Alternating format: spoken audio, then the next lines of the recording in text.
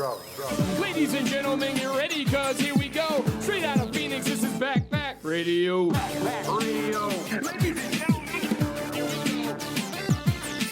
Backpack Radio. Ladies and gentlemen, here we go. This is Backpack Radio.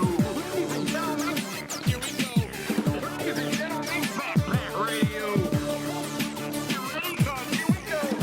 This is Backpack Radio. With your host, Vocab Malone. Readiness involves preparation for doors of opportunity. Readiness to encourage, readiness to celebrate, readiness to experience an adventurous faith. I'm fully confident in saying that if you follow through on Peter's call to always be ready to give an answer to anyone who asks you about the hope that you have, you will surely see God open up doors of opportunity so wondrous, you'll know they are expressions of His supernatural orchestration. When opportunity knocks, will you be ready?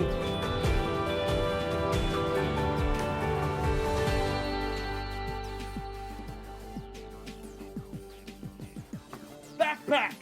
What are some great resources you could share for today's show by today's guest? Help us out, Backpack! Backpack, magic backpack. I'm the Mega the Mac attack backpack. With a sack reacts, I'm like a maniac. I got stacks of facts to keep you all on track. Wow! Look at this! Some great books! Here's one. Origins of Life by Fuzzle Rana and Hugh Ross. Biblical and Evolutionary Models. Face Off. That's a great book. We need to learn about spontaneous life. Is it possible? What about chemical evolution? Is that possible? That's awesome. Oh, look! The topic of today's show, evangelism, witnessing. Always Be Ready by Dr. Hugh Ross, brand new. A call to adventurous faith. Thanks, Backpack. You're the best. This is Vocab Malone. I'm on Backpack Radio Live. And if we're good, I will bring on Dr. Ross. So I'll give you the brief introduction, and then I'll let you rip and roar. Dr. Hugh Ross is an scientist, pastor, and specifically the scientist he is an astronomer. President of Reasons to Believe. Well, actually, are you the president or just the founder? Are you the president? Okay, I thought so. And he's got a number of great folks on his staff, and I don't think I always have to give these disclaimers, but it goes like this. Do I agree with everything every guest I have on says? No, of course not. But how can I not want to draw from the well of resource and wisdom that is available to the church? And especially, some of you out there, I encourage you, if you can't get anything out of the awesome body of work that Dr. Ross has put out, at least let his attitude be infectious, because he has such an awesome passion for evangelism, and that's what we want to share you today with. Welcome to Backpack Radio Live, Dr. Hugh Ross. Well, thank you. So last time we talked, we were talking about Lawrence Krauss and his book, and I heard that led you to do something after the show. Is that correct?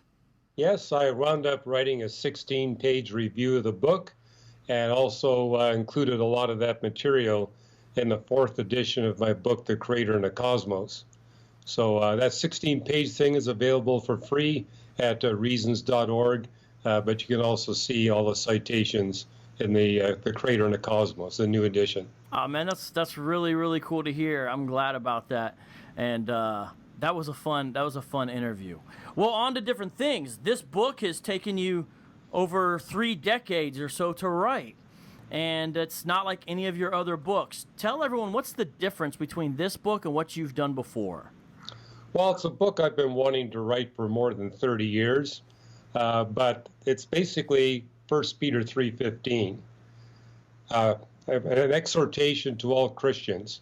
Prepare good reasons for your hope in Jesus Christ, deliver them with gentleness, respect, and a clear conscience, and you'll see God supernaturally bringing people to you that God is prepared to hear and respond to your reasons. But the reason why I delayed writing the book, I wanted to first establish that repertoire of good reasons. And so this is my 17th or 18th book, but like in chapter 3, I kind of give you a review of the good reasons we've developed over the decades here at Reasons to Believe. And what you see later on in the book, when God does give you an encounter, you want to ask enough questions that you can leave a resource with a person that targets their specific issue. I mean, too often people try to leave something generic. I don't like that. I like to give the person I've just met and have talked to something that's specifically tailored to the very issues they're raising. And so when I go around and travel, I always carry a bunch of resources with me. And through asking questions, I figure out what they need. Do you carry your resources in a backpack? Well, I have a briefcase that doubles as a backpack. But yeah, when I'm hiking in the mountains, I'll have actually resources in my backpack because you never know who you're going to meet on the trail. That's awesome. That's awesome. Some guy with his arm stuck in a rock. Hey, read this. I'll go get some help. Yeah, right. No, but that's awesome. You know, what's cool about this book, one of the things is that you share all these little vignettes from your witnessing encounters, and they kind of add up to a really adventurous life, really. And one thing I like about the stories is I don't get the sense or impression that you're necessarily trying to make yourself a hero of the stories or something. I get the sense you're trying to encourage other Christians to also be part of this adventurous life. And that's the subtitle, A Call to Adventurous Faith. So I'm reading that impulse correctly? You are. I mean, as a pastor, I recognize that less than 10% of Christians who regularly attend church share their faith with adults. And I wrote the book because I want to get that percentage above 50%. And you got it right. This is an incredible adventure. You don't want to miss out. And I basically challenge people to put my claims to the test. Prepare good reasons, develop that Christian demeanor, and see for yourself the amazing miracles God will perform in your life as you serve him in this way. And the first 3 or 4 times it happens, you might think it's a coincidence, but when it happens 100 times, you realize this really is God at work.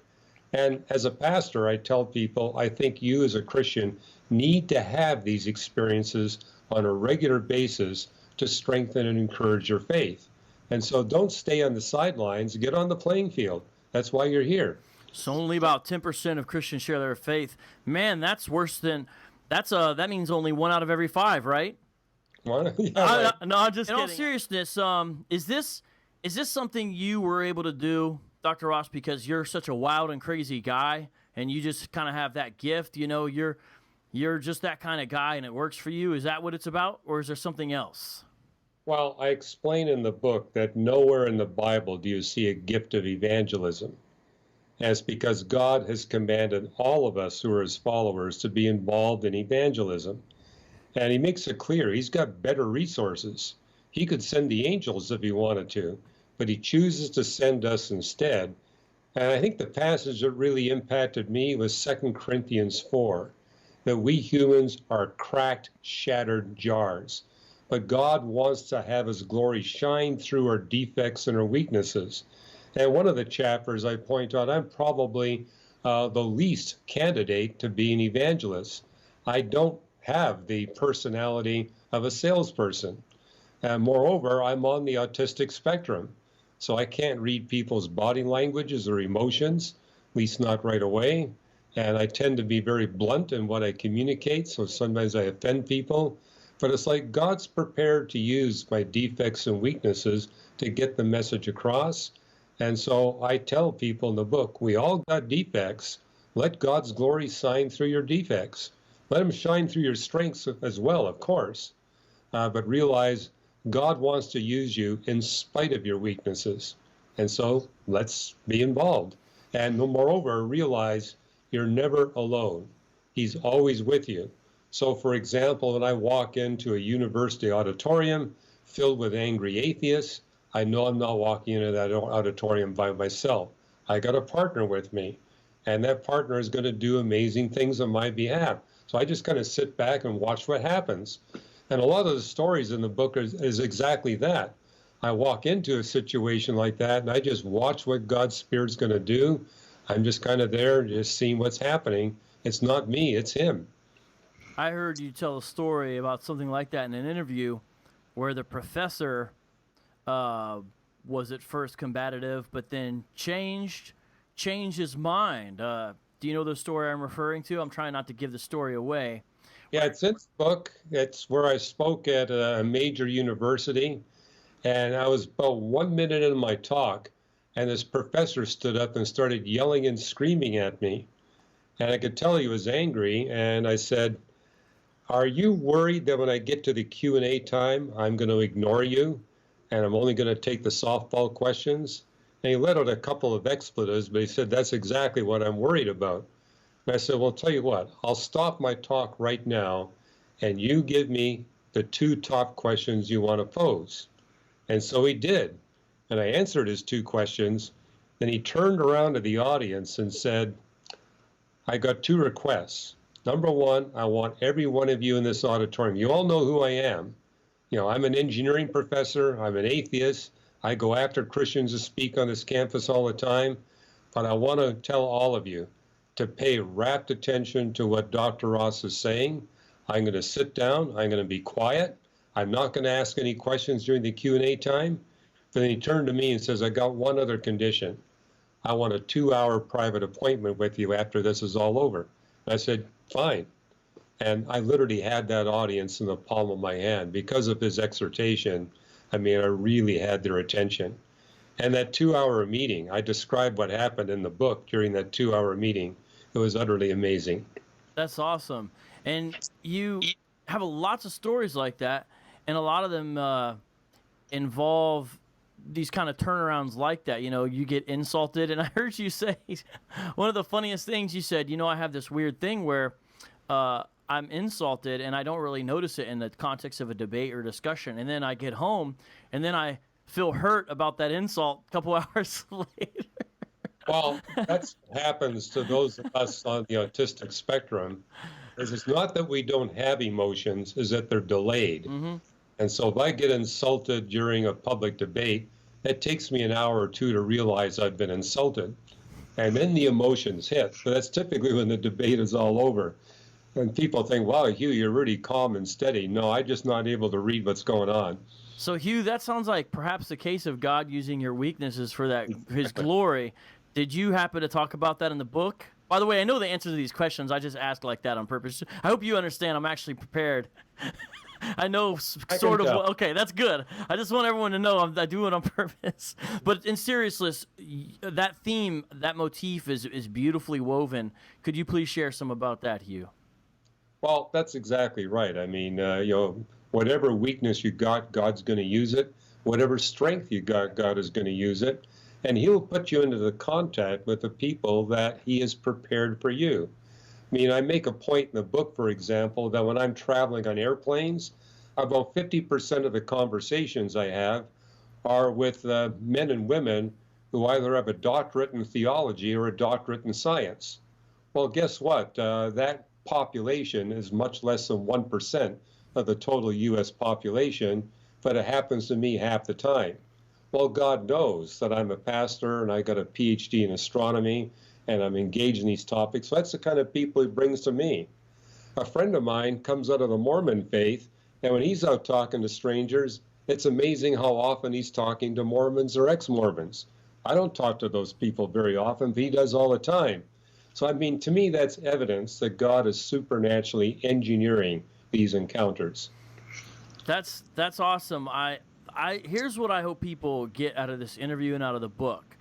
And I think it's really what you're trying to do. You're trying to encourage people to share their faith. Exactly. And the beautiful thing about it is you're not doing it by berating them or making them feel guilty. You're doing it by showing basically how awesome it can be, how the Lord opens up doors, and just really how it's an adventurous life. And the cool thing is you're not leaving apologetics out of the mix. So is that your main hope for the book? I really think it is. But could you share about that? That's exactly it. And what I would say to my fellow professional apologists, you want to focus on the apologetics that's going to be effective in helping people share their faith. And what I tell people who are non-apologists, you want to use the apologetics resources, excuse me, that have been field tested. That's kind of a guarantee we offer people reasons to believe. The resources we're providing you have been field tested in front of the top academics who are not believers. And so we feel, hey, if it's effective at that level, then this is something you can trust. But you want to test the tools. And a good way to, in fact, I would say, how do you test your demeanor? One of the things I suggest in the book, how do you develop that gentleness, respect, and a clear conscience? Ask the non-Christians you're talking to critique you. And one way I do that is say, I might have been obnoxious in the way I've been communicating to you in the last 15 minutes. Can you show me where? And I found out that non-Christians are quite excited about showing you where you're obnoxious. And just to be humble and learn from that. Right. I think we had a couple obnoxious people in the live chat too. No, I'm just kidding. Hey guys, I see you in the live chat. Try to stay on topic. Really, today's topic is about witnessing and evangelism, because that's the theme of this book. It's called Always Be Ready, and that's Dr. Hugh Ross's new book. And so, we're not on here talking about the age of the earth, all those other interesting, important questions. This is a time where I think everyone, regardless of the perspective, if they're a Christian, can get challenged and encouraged because of the way that you write, which is just very encouraging. I like what you're doing. And what it is it looks like you're a scientist who has his eye on the church. And that's a very interesting thing. How do you manage to do that? Well, I got involved in a ministry because I started attending a church that's halfway between the Jet Propulsion Laboratory and Caltech, and just a couple of miles from the headquarters of the Skeptic Society. So we get an interesting mix of people that show up. And right away, I launched a class for skeptics. So we get atheists and skeptics and people of different faiths attending. And I encourage our class members to engage. So every Sunday, it's a debate. We live stream it so people literally from around the world can participate. And what I'm discovering is we really need to be more open to questions and dialogue and debate. And so I got a couple of chapters in the book written for my fellow pastors, how to make your church more effective in reaching the non-Christians in your community. And one of the ways to do that is every time there's a message or a sermon, have an open mic Q&A time. And even if you haven't got the answers to the questions that the skeptics ask, that's your opportunity to develop good reasons. People tell me, Hugh, how did you develop your reasons?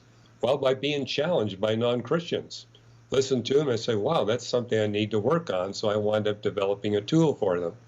And I find out that non-Christians appreciate the fact that I'm willing to do some work and research to answer their questions. Awesome. So you don't have to give a question right away. It's okay to say, I don't know. Someone asked this, and I'll put it actually on the screen. Carmel Crunk, which I know the answer, but I like to acknowledge people, and it's relevant right now. Carmel Crunk says, isn't he a pastor too? Yes, I am. Now, I found this very interesting in the book as well, Dr. Ross. You talk about you and some of the other reasons to believe scientists going to some of the academic conventions, where the professionals meet and gather, and actually looking for opportunities to evangelize there. And you said a couple things. You said number one, well, you didn't say number one per se, but one thing that stuck out to me, number one, was people were, first of all, were shocked that there were guys believed in science who believed the Bible was true and were at this convention. And then this is very interesting too. You said a lot of these scientists had never actually really thought about it. You said you had heard one person say, well, I'm a scientist, so I'm an atheist, I guess. And you heard another person, you mentioned, now, because this is interesting, witnessing to scientists. What a beautiful topic to explore. And one other thing is I caught, as you said, one guy said, I'm so caught up on my research, I don't have time to really think about these deeper things. And that's interesting because that shows really how even the beauty in creation that God has given us and the ability to unfurl it can be an idol and replace God in a sense in a person's life where that's really their idol. But I know that's not necessarily what you were talking about, but could you share a little bit about witnessing to scientists as well? Well, that's how I began. I mean, I grew up getting into astronomy at a very early age. In fact, when I was at Caltech, had an opportunity to lead some astronomers to Christ. And was another astronomer who was already a Christian. He says, Hugh, have you ever thought about sharing your faith with non-scientists? And I said, well, where do you find these non-scientists? And he said, well, walk off the Caltech campus. I'm sure you're going to run into one or two. And I literally took him at face value and began to just talk to strangers on the street and discovered they're much more receptive to the scientific evidences for God than the scientists are. Right. But you're right. A number of scientists I know, it's not that they're resistant to the Christian faith, they're distracted. Right. They're having so much fun doing their scientific research, that's all they really think about. But one way I engage them, I said, have you ever thought about why science is so engaging? Why the correct answer is always the most beautiful and elegant answer, and why we see that across all the sciences. I also share in the book how, these 21st century scientists in some respects are more ignorant about science than people who lived 4,000 years ago because they don't get out into nature. And so a lot of my opportunities with my scientist colleagues is I get them out into the alpine wilderness. And we have a lot of that here in California. So I would take them out on one of these beautiful mountain meadows and say, what do you think of this place? And they said, it's beautiful beyond description. I said, can you tell me why it's so beautiful? That would lead into a 3 or 4 hour conversation that would never happen in the hallways of Robinson Laboratory at Caltech. Aesthetic apologetics. Aesthetic apologetics. Well, one statistic, less than half the world's population has seen the Milky Way. So simply getting people out of the city where they can actually see the glory. I mean, it tells us many times in the Bible the heavens declare the glory of God. Yeah. Well, if you're in downtown Shanghai, the heavens aren't declaring anything. You can't see anything. Right. So you got to get them outside the city. That's good, though. I love how you incorporate your love and your passion in something that I believe, of course, is spoken of very clearly there in Romans chapter 1, that aspect of the created order. And you also encourage people, because, guys, let me tell you about the end of this book. Hugh, Dr. Ross has a lot of things in here that you don't see in many introductory apologetic books, which is practical tips about how to run small groups, Sunday school classes, things that could be applied for tips for blogging. I mean, it's really awesome. And one of the things that you mentioned in here is about even integrating and using the arts in your apologetics. And, I mean, you don't necessarily think that a guy with a science background is going to say, hey, use art as well in your apologetics. But can you mention maybe something about that, or just about the end of the book in general? What led you to write that? Have you got feedback on that practical aspect at the end of the book there as well? Well, I have. A lot of pastors have told me they really appreciate those little insights. What size group you need to have and where you need to have the setting in order to be attractive to non-Christians. And one thing I share with my fellow apologists is most apologetic visual presentations are really quite boring. And so actually getting some artistry into your visual presentation can make a big difference. So don't be a nerd all the time. Doctor, hey, you heard it here, guys. You heard it here first. Dr. Hugh Ross says, don't be a nerd all the time. Okay? Well, I am a nerd all the time, but I'm married to a woman who's not a nerd. In fact, she was just working with me today, telling me how I can make my presentation I'm giving tonight a lot more beautiful. Kathy Ross, she has a master's degree in English, and she edits your books and is vice president of Reasons to Believe, so that's awesome. All right, so you know what? Honestly, you guys at Reasons to Believe, I could see someone being tempted to make that into one of your shirts. Don't be a nerd all the time, and then you explain it. But hey, shout out to Roxby in the super chat. Shout out to Carm. Y'all, I'm sorry I haven't been acknowledging you yet too much in the live chat. It's this rigmarole with the choppiness at the beginning got me thrown off a little bit. But you guys are awesome. I see we got the mod squad in the house. You guys are doing a great job. We got the Street Apologists social media team in here. I thought I saw Lily earlier. I don't know if she disappeared. Haven't seen Warrior Woman in a while, guys. She has a situation. She's down there in Australia, and keep her in prayer. But shout out to everyone in the chat. I saw K-Dub as well earlier, but thank you guys. Dr. Ross, There's just a few more things I want to say about the book, then let's try to do some quick Q&A. And one thing, if you could share maybe some of the stories about you spending time with the Soviets. You got little titles in there that say Russian physicists, Russian philosophers. Can you tell people a little bit about that? Because that was interesting too. Well, I was invited during the Soviet era. The communists were still in control of Russia. And they actually invited and paid for all my expenses while I was in Russia to speak to scientists. However, they made it really clear, we're only letting you talk to PhD level scientists. If we catch you sharing your faith with anyone else on the street, we're going to deport you right away. You'll never come back.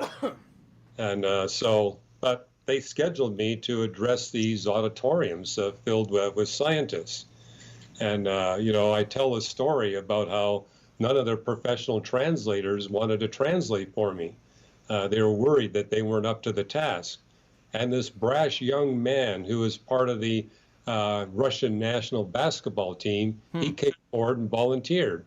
He wasn't a believer, but when we walked into the auditorium, he noticed this huge portrait of Lenin behind me.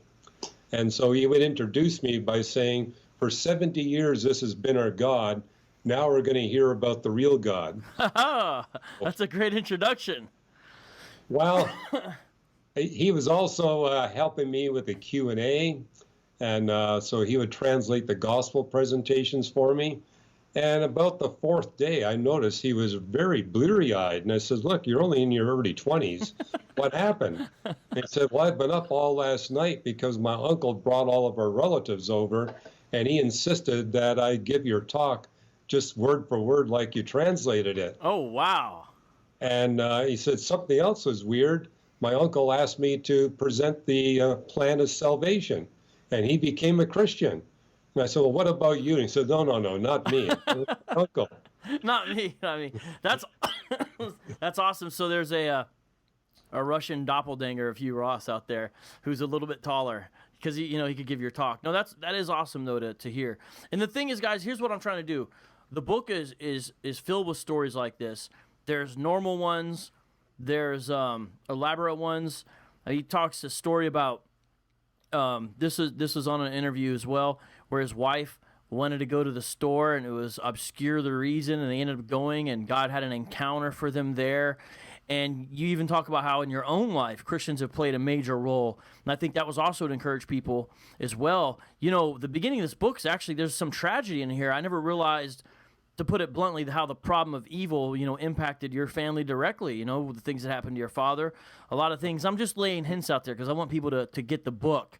And there's some really powerful stuff in there as well. And yet all these little encounters, plus people leaving Gideon Bibles, and all these things add up to your situation. If we could just share one more, and it's your teacher from elementary school, because maybe I can encourage the teachers and just show, it's not about necessarily being a scientist. It's just being obedient to be a faithful Christian and where you're planted. Could you share this last one before we do some live Q&A, Dr. Ross?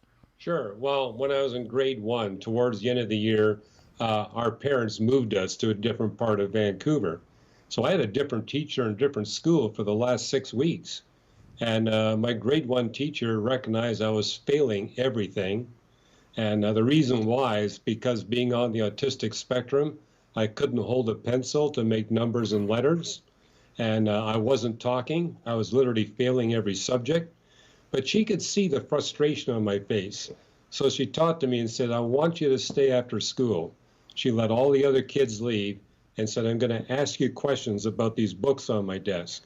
You don't have to say a word. Shake your head for no and nod your head for yes. She figured out that I'd read the books.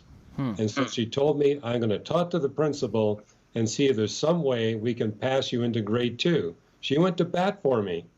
And so I got into grade 2 at the very bottom of the class. In fact, I was seated in the last chair. At that time, they seated you according to your academic rank. And all the kids were teasing me for being the class dummy. So I said, I'm going to have to learn how to hold that pencil and make it do letters and numbers.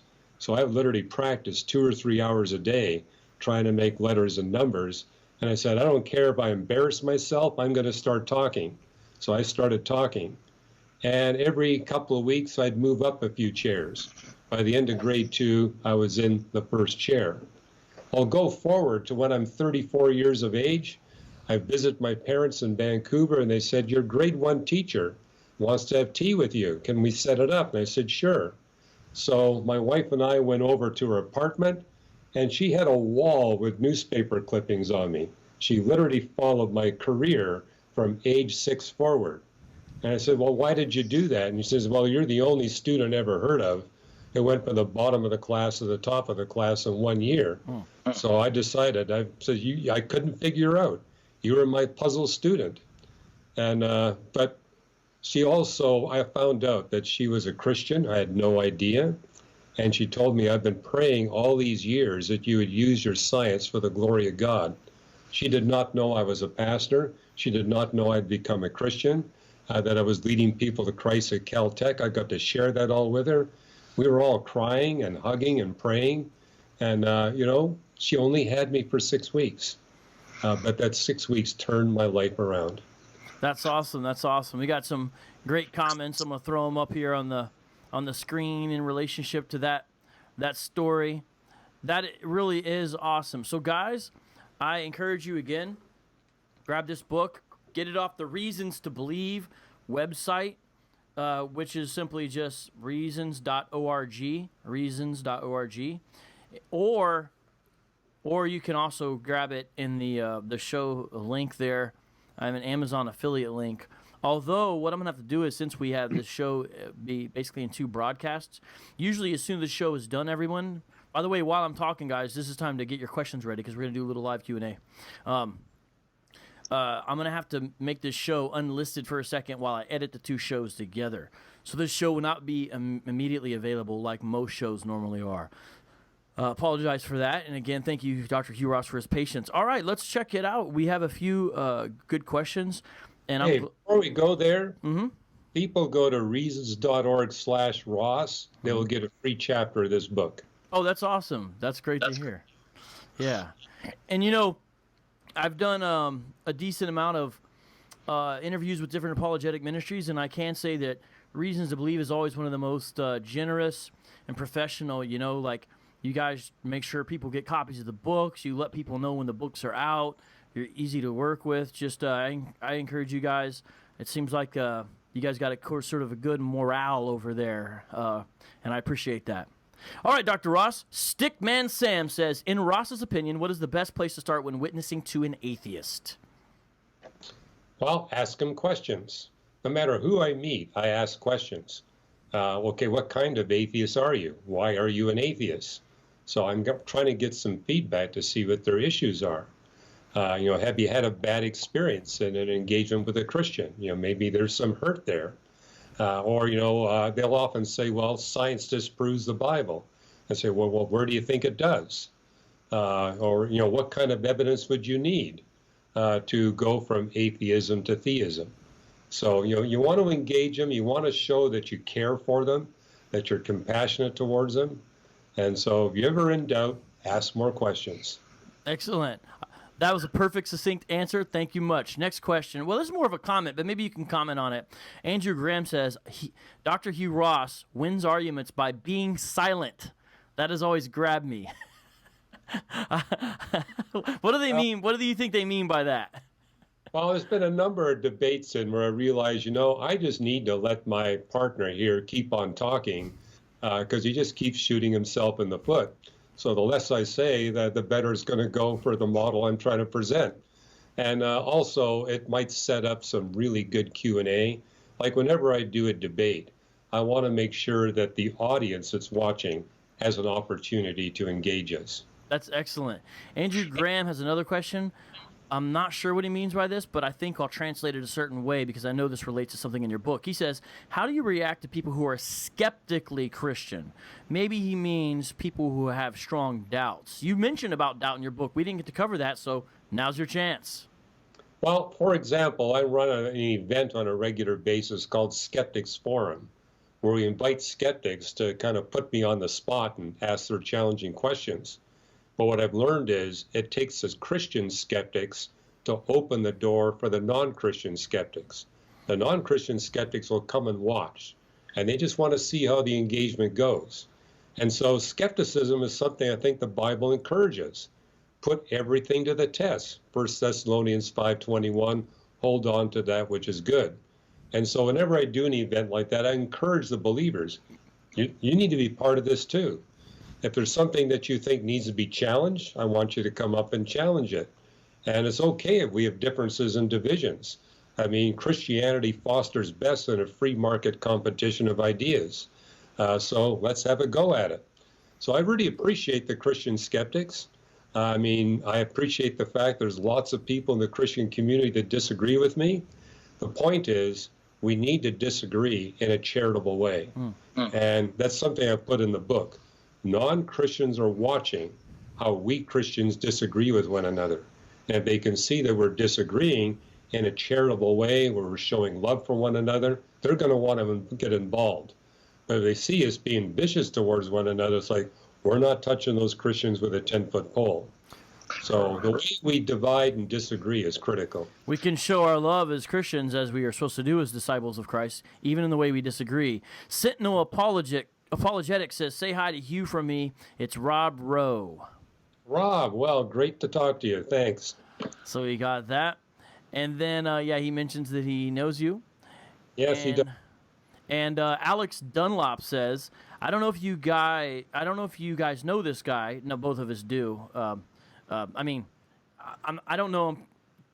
I've met this person is about to ask a question about. I've done an interview with him, and I run into him every year at ETS, and he's a cool guy. Anyways, so the answer is Alex. Yes, I know him, and Hugh Ross does as well. I don't know if you guys know this guy, but I'd like to know if you guys have an opinion on the intelligent design scientist Stephen Meyer. Well, I know Steve Meyer. I've known him for, 25 years. And so we're good friends. I think his position is actually much more closely aligned with ours at Reasons to Believe than it is at the Discovery Institute.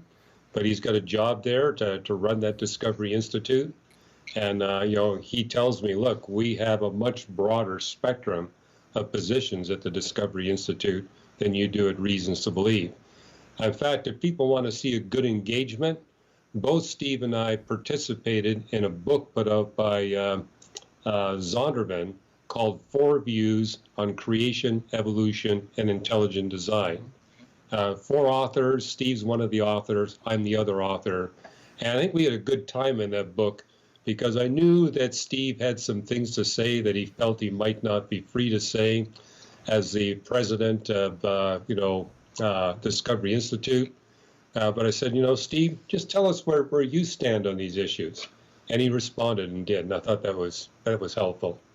Yeah, I like Steve Meyer. And, he writes those big, thick books, those big, thick, beautiful books, Signature in the Cell and Darwin's Dilemma.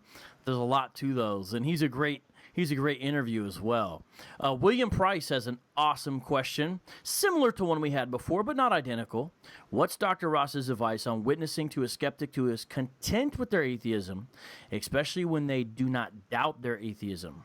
This particular atheist this particular atheist, so the person they're asking about, was influenced by the new atheists. Well, and I would ask them, have you read the critiques of the new atheists? If you really want to be secure and content in your atheism, you need to read the critiques as well as what they're saying. I look at my own position the same way. I want to read the critiques of a Christianity are out there. And so let's actually look at this from an open-minded perspective. And, what do you think? What are the strongest arguments you see against your own position? In fact, this 4 Views book that I was just talking about, that's how each of us ended our chapter, by giving what we thought were the strongest evidences against our position. And I think that's important for anyone who has a worldview. Not only look at the strengths of your position, but the weaknesses of your position. Excellent.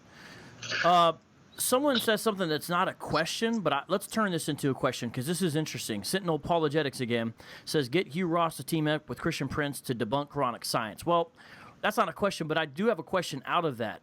Have you looked much into the science of the Quran. Now, I remember you mentioned one time in the beginning of your journey to Christianity, you looked at the sort of major world religious books. Right. Anything since then? If not, that's okay. But share a little bit about your understanding of Quran science versus maybe Bible science, something along those lines. Well, when I looked at the Quran, the thing I noticed is highly repetitious and quite vague in what it communicates. And also, it is written in a way that tries to sound overly spiritual. Yeah. It's a little bit sanctimonious at times, I think. Yeah, it is. And I said, I'm not sure this is the way the God that created the universe would communicate to us. Why all this repetition? Why such vague language? And I found it really difficult to put to the test. But it took me some time, but I was able to find a number of statements in the Quran that I knew were not scientifically accurate. And so I said, hey, if this is from the God that created everything, it would be free of those kinds of errors. And so I put the Quran aside and started picking up other writings. But what I did with all the holy books, I put them in the best possible interpretive light. Right. And you put them in the best possible interpretive light, and you still see contradictions and errors, and it tells me they're from a human source. The other thing I noted about the Quran is everything that it says about God in heaven is something you can visualize within the dimensions we humans experience. And I said, this is really coming from the one that created space and time. It should have teachings in it that defy what is possible to visualize within the dimensions of length, width, height, and time. And I think that's one reason why you don't find the Trinity in any other holy book text except for the Bible. It's something you're not going to be able to visualize within length, width, height, and time.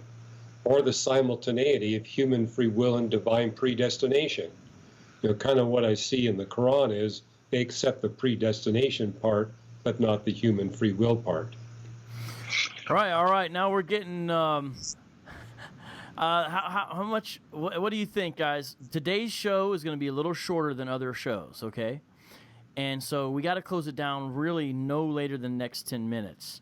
Maybe we'll just take a few more questions, so we got to wind down. But Dr. Ross, you're pretty good at this.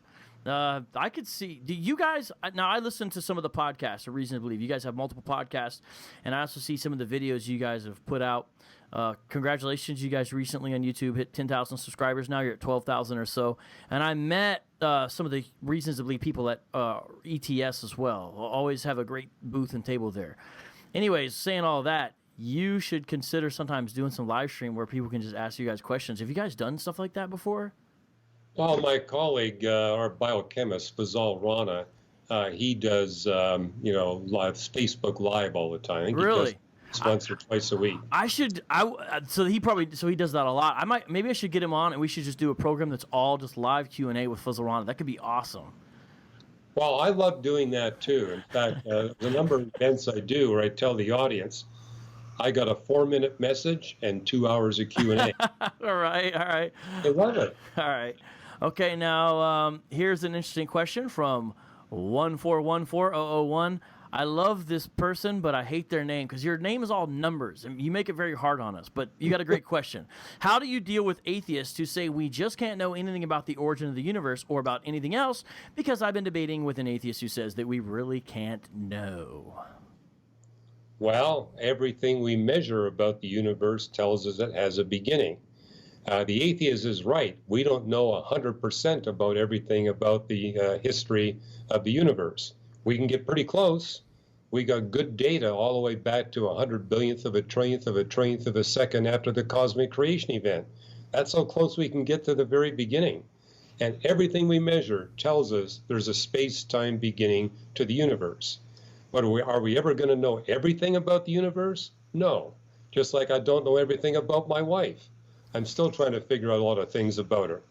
But just like with my wife, the more research I get and I put into this, the more evidence that I get that the universe is real, that it has a beginning, and there's an agent beyond space and time that created it. And so if all the evidence is going that way and none of the evidence is going the opposite direction, don't you think that's a very strong case for the God of the Bible? And if people want to read about it, the latest edition of the Creator and the Cosmos, 4th edition, I give you the latest update, how just in the past 2 years, the evidence has gone up exponentially. So I think the way we base our worldviews, look at the trend line. As we learn more and more, do we see greater and greater evidence for our position, or are we seeing that the gaps in our knowledge are getting bigger, more problematic, and more numerous? That's always a good indication you got the wrong model.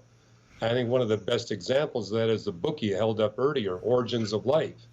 Basically making the point, the more we learn about the origins of life, the bigger are the gaps, the more numerous are the gaps from a non-theistic perspective, where you see the opposite when you look at the origin of life from a theistic perspective. But the whole point is this: we'll never have absolute knowledge or proof about anything.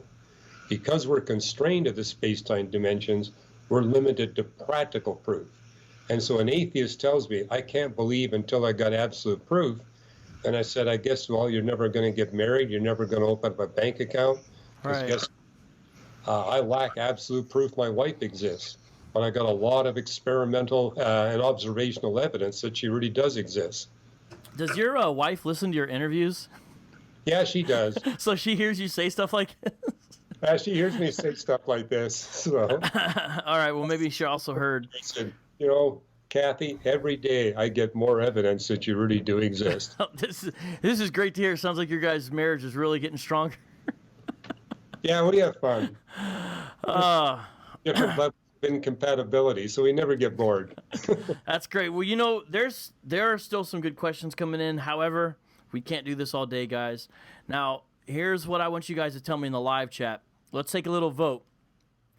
You guys that saw the beginning of the show, because I don't actually know how bad or choppy it is, tell me what you want me to do. When this show ends, do you want me to just leave this live stream up as it is, or do you want me to take this one down and do some editing to this program before I put it up back? You guys let me know, because I could edit it and sort of smooth things out, you know, add the intro to the beginning of the show, because now, as of now, it doesn't have the intro, stuff like that. But I'd like to get a little vote, you guys. So type this in if you could in the live chat. Put keep as is or edit. If it edit, I'll probably have it done by tomorrow. If I keep it as is, it'll just leave as it is now. So it's up to you guys. But let me know what you think. I wanted to hear your opinion on that. Okay, with that, Dr. Hugh Ross. Someone says. Hold on, let me make one comment. This is my one question here. Seeker says, I am jealous. I want a drink just like vocab. Well, Seeker, I no longer have a drink. All I have is an empty bumblebee glass now. By the way, I'm excited for the new movie coming out in December. What I had, though, was a mixture of Diet Mountain Dew, orange juice, and an energy drink, and I put it in 3-in-1 blend, and it was very good. Because technically, you know, the flavor of Mountain Dew is citrus, and so if you have orange juice, citrus, and I had this orange energy drink, it goes really together really well. All right, so oh wow, this audience is split about editing or keeping it. Okay, so now let me ask you this, Dr. Ross. This I think is a great way to close. There's one part in the book where you kind of give the summary of the scientific evidence that has apologetic weight to it. You know, kind of along the lines of your theme of why the universe is the way it is, that type of thing. Briefly, could you kind of close out that way? So Sure. to everyone listening, this is Dr. Hugh Ross as he gives sort of the brief summary of some scientific evidence that I hope you find compelling for the universe. He's going to give a brief apologetic, and we're actually going to close out with that. Dr. Ross, the floor is yours. Okay. Well, this is something I've seen over the past 40 years.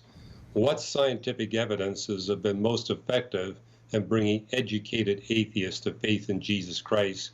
And it's consistently one or more of these five. Number one, the evidence for the origin of the universe, which testifies of an agent beyond space and time that created everything. Number two, the origin of life, how it defies a naturalistic explanation but fits in perfectly with what the Bible teaches about the origin of life. Number three would be the design of the universe, Earth, and Earth's life to make possible the existence of billions of us human beings, even to the point where we realize every component of the universe, Earth, and Earth's life, and every event plays a critical role in making possible the existence of billions of us humans living on this planet at one time. And number 4 would be human exceptionalism, how we're not just an evolved animal, we possess attributes that no other animal possesses. So, for example, we alone can appreciate the beauty and elegance and practicality of equations of physics. You don't see dogs and cats getting excited about the Navier-Stokes equation. Matter of fact, they can't even get excited about a stop sign. Even they can't respond Well, to. if they can pee on the bottom, they might be excited about it. But Yeah, they might be able to do that, true. But I got your point. But go on, continue on. And number 5, the last one, is the fact that the Genesis creation account gets everything right. It's all correctly described in the correct chronological order, assuming you follow appropriately the scientific method, namely that the point of view for Genesis 1 is an observer on the surface of the waters. And, a lot of atheists basically think the Bible teaches scientific nonsense, and they usually pick on the first page. Once they see how well that first page stands up, it turns everything around. So it's those 5. And for a lot of atheists I've seen come to Christ, it took all 5 before they were willing to make a commitment. All right, awesome. That's excellent. Okay, well, Dr. Ross, you've been a pleasure to have on. I encourage people again to grab this book. You'll be encouraged by the stories found in here. Always be ready. You'll be encouraged by even just the attitude that he writes with. And I think it'll challenge and encourage you to look for these opportunities. And I love how you say, hey, you do this, you're going to have miracles happen in your life. That's a beautiful thing. And so I encourage people to believe that and do it. Thank you for being patient, Dr. Ross, as we had a little problem. You guys are always great, and I appreciate having you on so much. Everyone grab this book and say goodbye to Dr. Ross. Say, Dr. Ross, we will talk again, my friend. Well, thank you. Unlike any book we've written to date, Always Be Ready is deeply personal. It's a blend of memoir, inspiration, and application to encourage personal engagement, gently and respectfully, with the people God strategically places in your path, anytime, anywhere, to lead them to Christ. Hugh and I want to make sure you get a copy of the book in appreciation for your gift of any amount this month. Together, we can continue to share sound reasons to believe so more people can build a confident faith that welcomes challenges and is always ready to engage.